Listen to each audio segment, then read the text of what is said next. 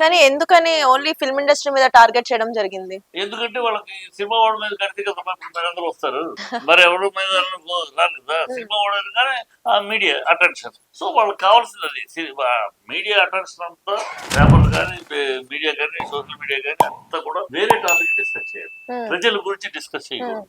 ప్రజల అవసరాల గురించి, ప్రజలు ఏమడుగుతున్నారు, ప్రజల బాధ ఏంటి, అది ఏం లేదు. అరే హైదరాబాద్లో పేదల గుండెల మీద తన్ని ఇల్లు పగలగొట్టారు కదమ్మా. వాళ్ళ చెమట రక్తంగా మార్చి రాత్రనక పగలనక ఎండనక వాననక ఒక పూట తిని ఒక పూట తినకుండా రూపాయి పెట్టుకుని గూడు కట్టుకున్న ఇళ్ళని మీరు పర్మిషన్ ఇచ్చారు, వాటర్ పర్మిషన్ మీరు ఇచ్చారు, డ్రైనేజ్ పర్మిషన్ మీరు ఇచ్చారు, ఎలక్ట్రిసిటీ స్తంభాలు మీరు తీసుకొచ్చి కొలిచారు. మీరు ఇచ్చిన పర్మిషన్ తెల్లారుజామున వచ్చి కూల్చేస్తారా? అరే పిల్లలు చదువుతున్న పిల్లల పుస్తకాలంటే కూడా వదిలిపెట్టలేదు. నా గ్యాస్ అని ఆడకూతురు నా గ్యాస్ అంటే కూడా వదిలిపెట్టలేదు. ఇంత దౌర్భాగ్యమా, అంత దుర్మార్గమా? ఓవైసీకి ఏమో వచ్చే సీజన్ దాకా వచ్చే కాలేజీ అకాడమిక్ ఇయర్ దాకా టైం ఇస్తారా? పొంగులేటి శ్రీనివాస్ ఏమో ఇంకా చెక్ చేస్తామంటారా?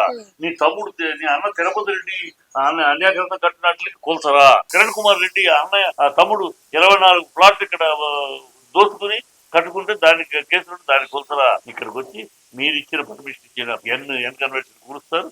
మీరే పర్మిషన్ అంటే అప్పుడు మీ వీళ్ళకి మీరే పర్మిషన్ ఇచ్చారు, హట్స్ కి వీళ్ళకి. అంటే మీరు ఆనాడు మీ అధికారులను పంది కుక్కుల్లాగా మేసి ఇష్టం వచ్చినట్టు మేసి పర్మిషన్ ఇచ్చారు. ఇప్పుడు మేము పంది కుక్కుల్లా మేము కానీ కూర్చున్నామండి. ఈ ప్రభుత్వానికి పిచ్చడం is it a government, is it a ruling? దీని గవర్నెన్స్ అంటారా?